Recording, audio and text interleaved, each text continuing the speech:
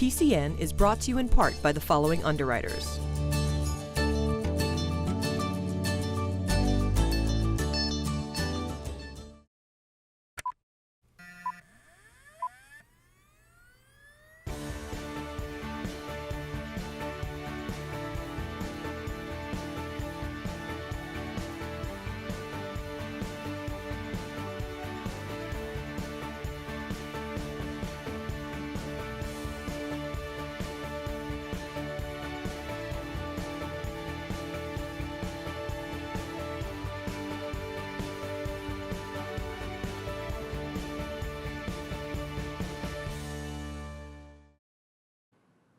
Welcome to PACTV Community News, local stories from Kingston, Duxbury, Pembroke, and Plymouth, and beyond. We have a great show as we take you to Hanson to see our local dignitaries dancing up a storm. PCN also gets a preview of True Rep Theater's upcoming season, and we hear about a public art initiative from the Plymouth Bay Cultural District. We take you to 2 Plymouth School ribbon cuttings, the new South High School, and the donated ball field to Plymouth South Elementary. We take you to Kingston Library with a new exhibit of the Allerton artifacts, and Bob Nolette from the Plymouth Area Chamber of Commerce is on set. But we begin tonight in Hanson. The Plymouth County Suicide Prevention Coalition held a Dancing with the Dignitaries event to raise money and awareness about suicide prevention intervention. PCN stopped in to get this wonderful story.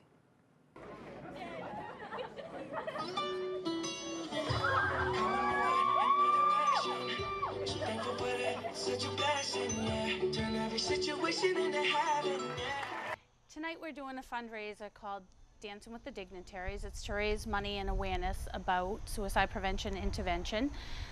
It's to help us raise money to get into schools and local organizations to do training for suicide prevention and intervention. We need to raise awareness about suicide and make people say the word and ask the question and help those that are in need. I am a lost survivor. I lost my 15-year-old niece to suicide 6 years ago, and my son is an attempt survivor, so it's very personal to me.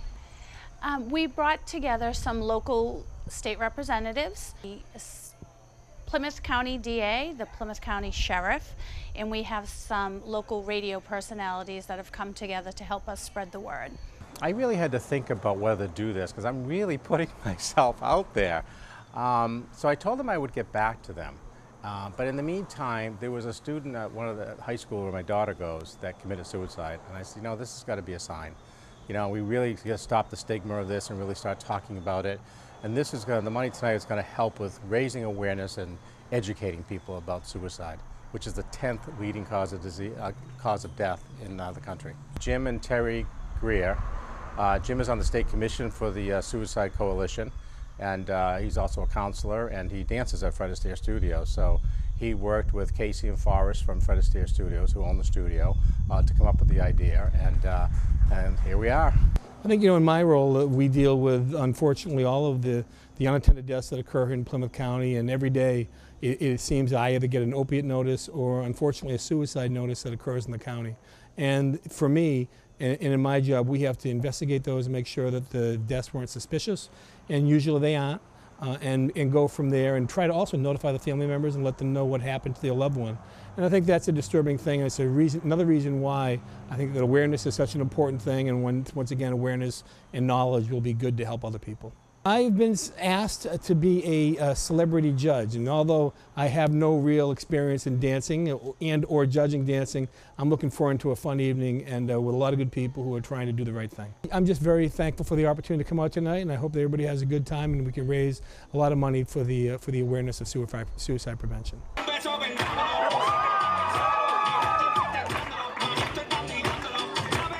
You fit me, tailor made, love how you put it on. Tú eres el imán y yo soy el metal. Me voy acercando.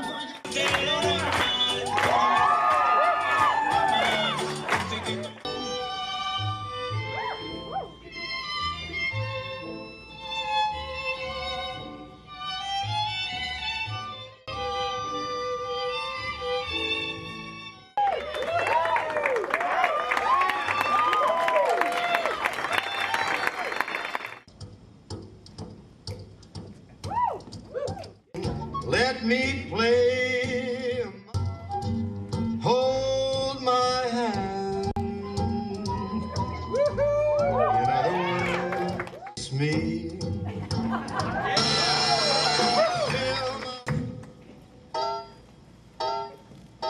You.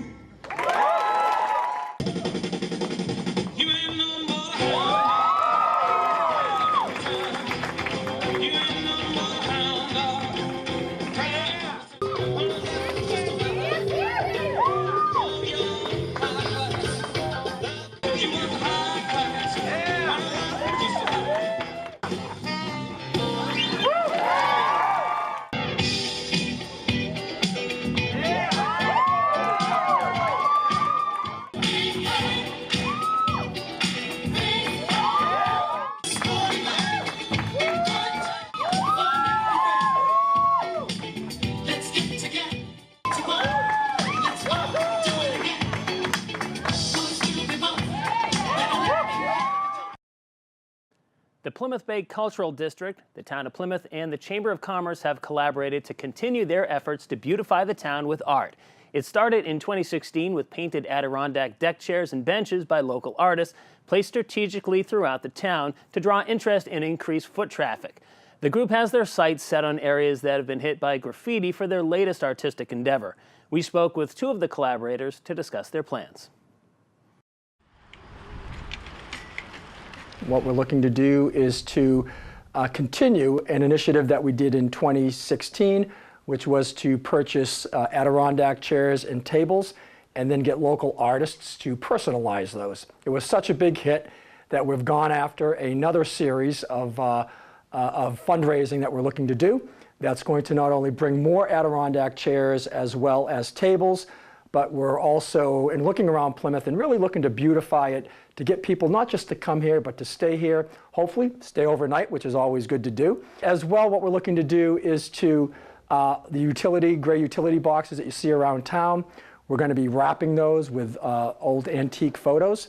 So for instance, if you're standing at Court Street and Somerset, you'll be looking down that street, but you'll see a utility pole right there, a utility box that will have a picture from 100 years ago that will show you what that street looked like back then. If you've ever walked from Ginny Gristmill underneath the bridges, it's a beautiful, beautiful spot, but as we also see that there's always graffiti there, so what we're looking to do is to tie in with the local schools to actually get the art departments at these schools to have the kids actually do the murals. And what we're hoping to do is if kids are doing the murals, maybe they're less apt to be tagged.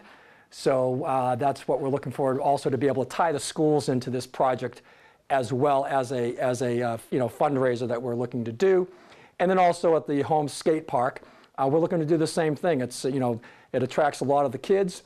It's a great location, but it just sort of looks bland, and we're going to try to do some things to really beautify it. The biggest part of this to me is that it's bringing the community together. We had the tables and chairs built by the VOTEC students in the schools. We had them designed by the local artists and students in the schools. So I think bringing the community together and having them be working on this as a project together is really important. It enhances our public spaces and brings more interest to the town so that when tourists come, they have more to look forward to seeing and want to stay and enjoy it. We've got 2020 coming up in our 400th celebration, so we're all looking at what we can do to enhance the downtown and bring more people downtown and visitors. So I think that if we continue to do this and move forward, embrace the community, they own it and they'll want to be more involved in the community. And hopefully we can continue to grow this through school initiatives. Right now, the mural program that we're looking at doing, we're working with Mike Capel, who's the visual arts director, performing arts director of the schools, and he's going to put these into their curriculum as a school curriculum, a mural class. So we're hoping that we can this will continue to grow and evolve into be something that the community and the schools and all different local initiatives and programs and people can be involved with.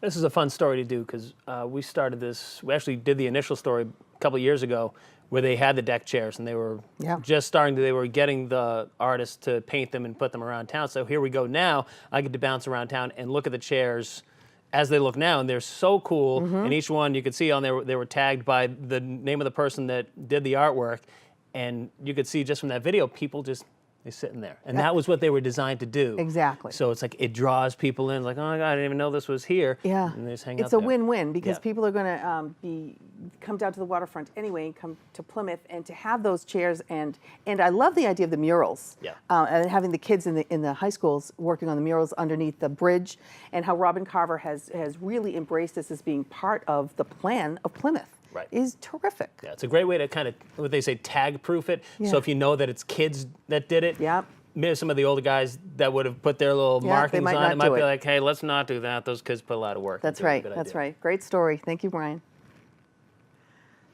In an effort to connect with more members of the Kingston community, the Kingston Public Library has put on display a group of artifacts from the Allerton Archaeological Site. We spoke with the library's archivist to learn more about this fascinating exhibit.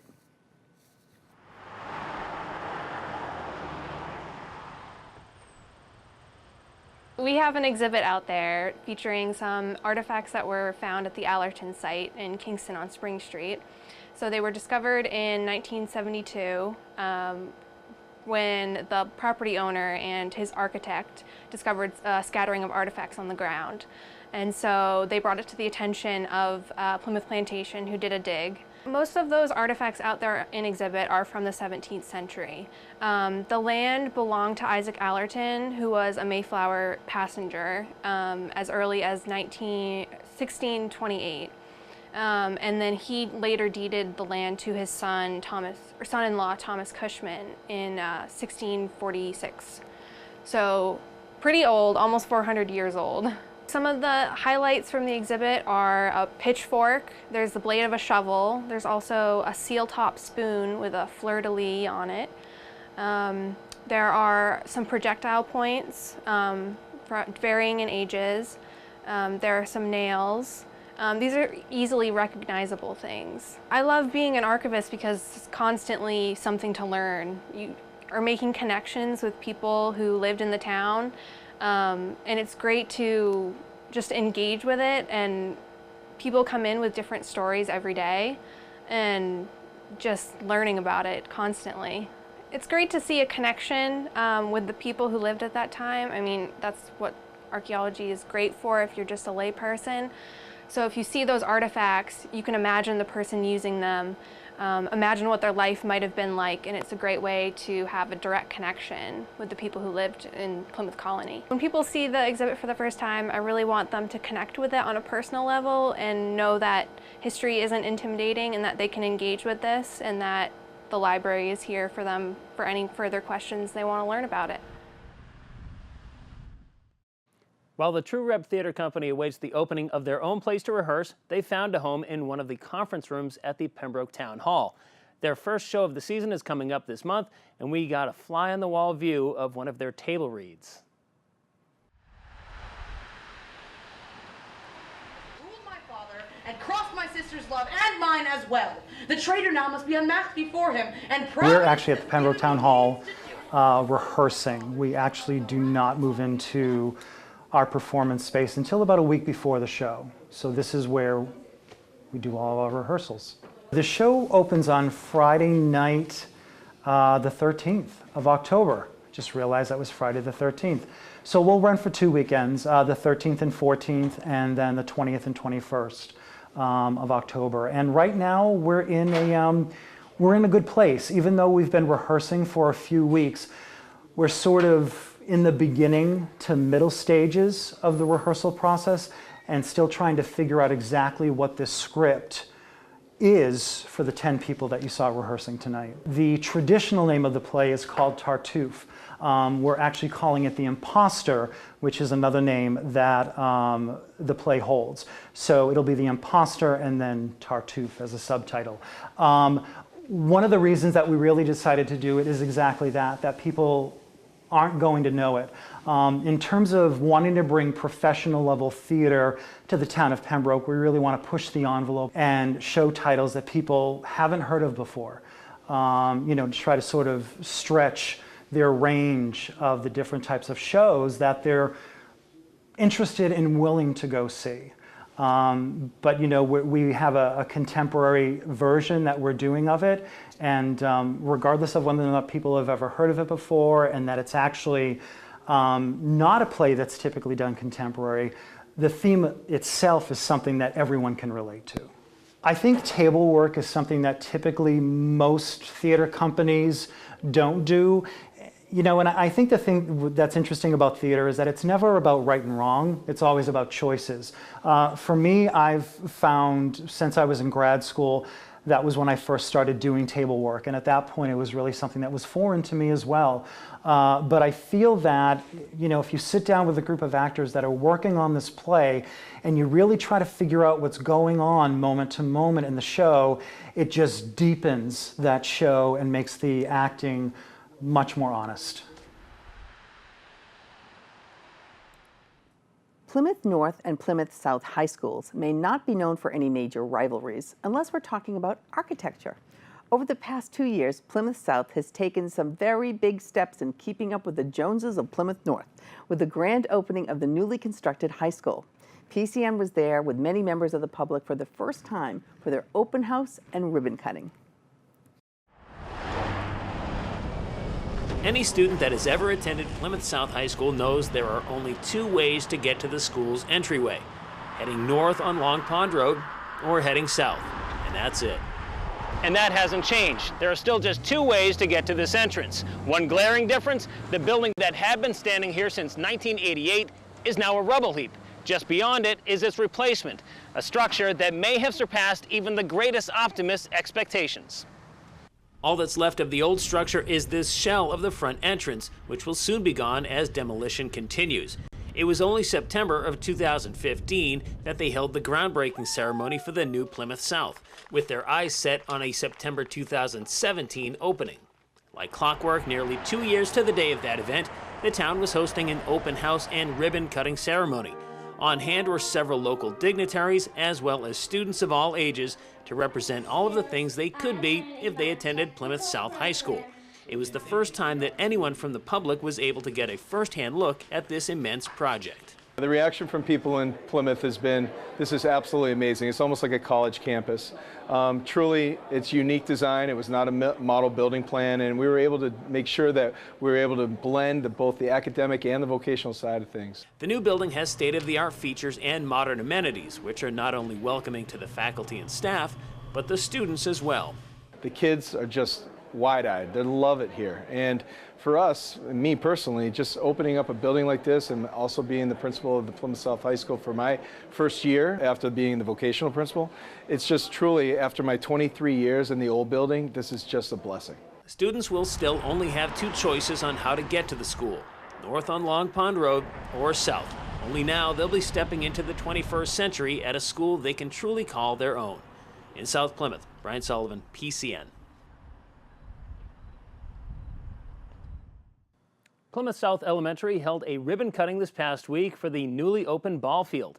The AD Makepeace Company, along with the South Plymouth Community Redbrook, partnered with Plymouth Public Schools to design and rebuild the back athletic fields. The ribbon cutting was led by the children, and PCN was there to bring you this story. 3, 2, 1. For the past year, students at South Elementary School have been asking Principal Adam Blaisdell the same question. When can we use the field? When can we use the field?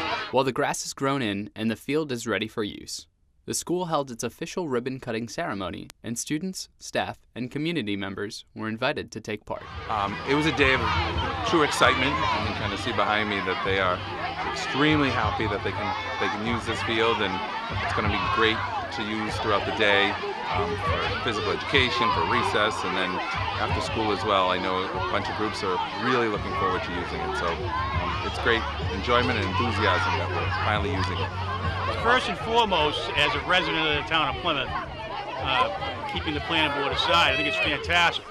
As a former baseball coach myself in Plymouth South Little League, we're always having issues with finding places to practice, finding places to play games. Same thing falls true for soccer in the community and other youth sports in South Plymouth. So this is an opportunity for all youth sports in the town of Plymouth to have another field utilized, along with the South Plymouth Elementary School being able to utilize a fantastic athletic field.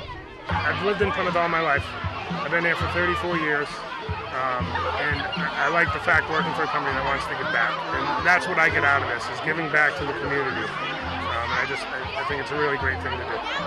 I played on these fields 25 years ago when it was basically dirt and stones, and it just, I take a great sense of pride knowing that they have a nice, safe place to play. We just can't thank the planning board enough for really working really hard to make the agreements with Makepeace in order to get this field built. And of course, we want to thank Makepeace for building it and supplying all the money for it, and the construction crews to build it, and obviously the school committee for approving the project to go forward. In addition to a new sports field, South Elementary has paved over the front parking lot, so be sure to pay attention to the signs, like the one behind me. Reporting here in South Plymouth for PCN, I'm Walter Cicchetti. We are so pleased to have on set today Bob Nolette, who is the Director of Communications and Events for the Plymouth Area Chamber of Commerce. Welcome. Thank you, Julie. Thanks for having me here. It's really great to have you. Tell me a little bit about you, Bob, how you got to be at the Plymouth Chamber. Sure. So I started out actually working Plymouth Rock Studios right out of college, and it was a great opportunity. And as we know, that project went through many challenges, but it was great, and that led me to working in the travel and tourism industry. I was with the old Radisson Hotel, now Hotel 1620, and I was their corporate and travel and tour manager. And from that, our old executive director of the chamber, Dennis Hanks, brought me over, and I've been with the chamber ever since for about 5.5 years now. That's great. Yeah. Awesome. And the chamber has only 5 employees, 2 part-time and 3 full-time, correct? Correct, yes. You do an awful lot with 5 employees. We do. Yeah. We do. We're a small chamber, but it works for us. We work really well together. Now, a lot of people don't know what Chamber of Commerces actually do. Now, you actually have 9 communities because you're an area Chamber of Commerce. You're not just 9 towns can be involved, right? You serve local businesses, but you basically serve the community at large, all the businesses within those 9 communities. You offer networking opportunities. That's one of the biggest things I know we take advantage of. You have a strong voice on local and regional business issues. You offer educational seminars, which a lot of people take advantage of, and special programs to members, and you develop and support economic development initiatives. Correct. Yeah. So talk to me about what you think the most important thing that the Plymouth Chamber does. I think the most important thing we do is we connect people. We connect businesses to customers, potential customers. We help businesses grow. And that's our mission, is to really be a support system for a business. We have large businesses that have hundreds of employees as members, and we have just small businesses that have 1 or 2 people. So we're a chamber of all sizes, and our ultimate goal is to see a business or a business owner succeed. Exactly. And if you visit the Chamber website, you have membership benefits, you have a calendar of events, which is loaded. It is. You have partnerships and programs, and you even have a posting for jobs and internships. Yes. Talk a little bit about that. Sure. So our website, it's very interactive. We have an awful lot on our website, as you mentioned. Yes. Right on the homepage, we have our featured events. So the most current events that will be coming up are listed right there, as well as our calendar of events where the public can go in and upload any of their events that are coming up. Oh, I didn't know that. Yes. Oh, okay. So that's open for members and non-members, because we really want a comprehensive database of all the local events that are happening. So you can go right to our website and you can upload your event there. Also, the biggest part of our website is our membership directory. So that's where Talk about that. That's the most important part, I would say.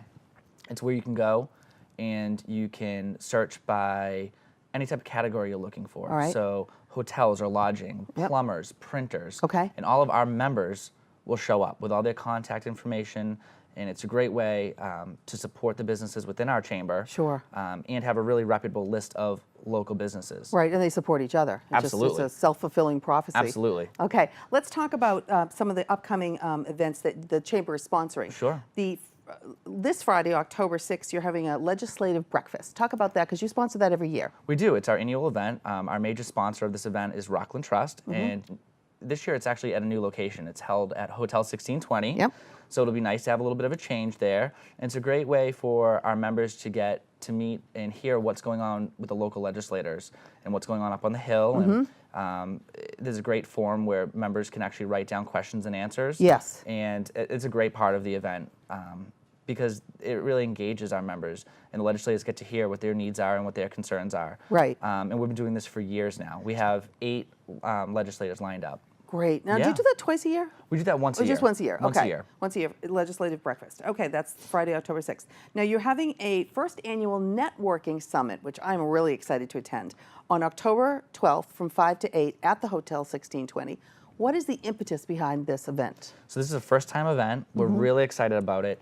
Right now, we have almost 200 people signed up for it, which is awesome for a first-time event. Yep. We've reached out to all the local networking groups, Lions clubs, service organizations, Rotaries, and we're getting everyone together so everyone can network together.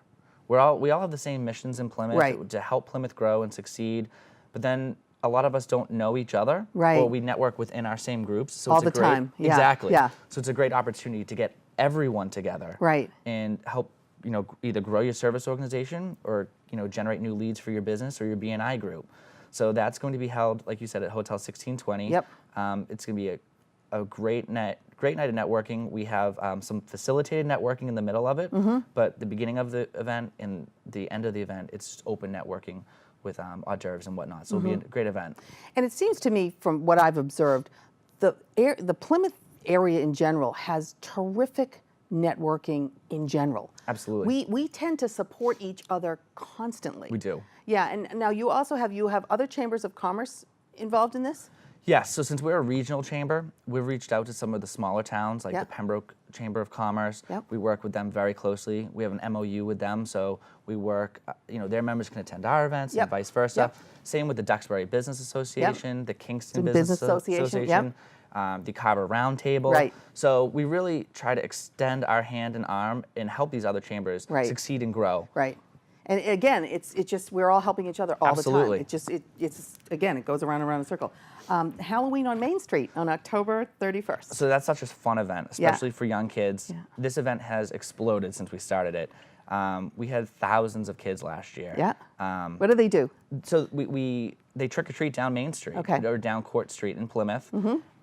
It's a great, safe event for kids and families.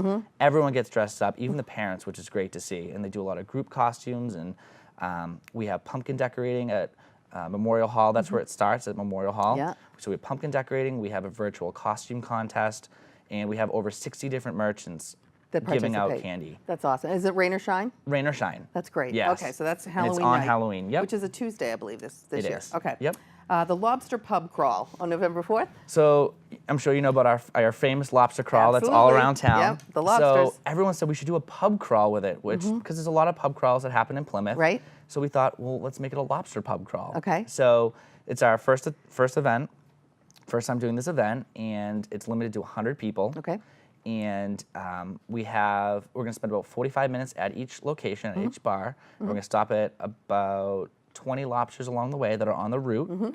And we have about 8 to 10 bars lined up that will be participating. Awesome. It'll be a lot of fun. That'll be fun. It'll be a lot of fun, and it's very limited. Okay, only 100 people. Yes. And the last thing we have time for is to talk about the networking event on November 7th. Sure. So this is a fairly new initiative for us, not the veterans part of it, but this networking part of it for veterans. This will be the second time we're hosting an event like this. And this is open to veterans and their spouses looking for employment. So we'll have, it's a great, comfortable environment. It's not, a stuffy business high type. pressure. Exactly. Yeah. No Very pressure. casual. Yeah. Very casual. We'll have a slew of businesses there. Who are there to hire veterans. Absolutely. Veterans. Yep. So they're going to be actively hiring veterans. Yep. You may even have an interview on the spot. Who knows? Yeah. Oh, exactly. But there'll be veteran businesses that are looking to hire veterans specifically and their spouses. Great. Okay, and that will be on November 7th. And more information, people can go to your website? Correct. The website's plymouthchamber.com. Okay. Thank you so much. It was great to have you. We'll have you back. Absolutely. Okay. Thanks for having me. Thanks, Bob. And thank you for watching. You can see it all again at our Prime channel found at PACTV.org, or check us out on YouTube. PCN is also on Facebook and Twitter, so be sure to check us out there. See you next week for more PACTV Community News.